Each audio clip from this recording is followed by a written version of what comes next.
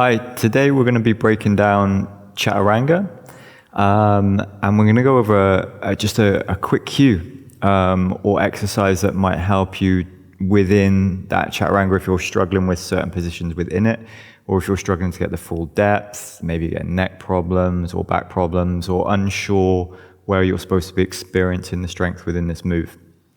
So I'm just going to break down just one posture here that we're going to go through, and this is part of a bigger series if you find this helpful.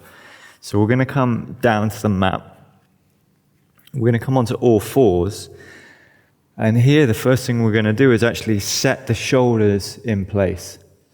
So here I'm going to roll the shoulders up to my ears, and then I'm going to roll them back down towards my hips. So if I think about the head of the shoulder, I'm rolling it in towards my ear so it almost touches, and I'm going to roll it so the head of the shoulder now faces forwards, and I'm trying to get it to draw out to the side. Okay? So as I roll, my shoulders come back, and I'm starting to draw my shoulder blades down my back as well. So we roll, draw the shoulder blades down and back, and we're starting to build this understanding and awareness just underneath this armpit. We continue to roll, and as we do, I'm going to send my body backwards, and I'm going to roll it forwards, and my arms stay vertical. So my arms don't move at all. It's like they're set in concrete. They can only rotate and draw my body through, or roll it back, or through, and then back. If this feels easy for you, we're going to take the hands forward, we take the body forwards, and then we're going to step back. We come into our plank position. We do the same. We roll, and then back. Roll, send the body back, and then roll the shoulders down. Feel that strength underneath the armpits.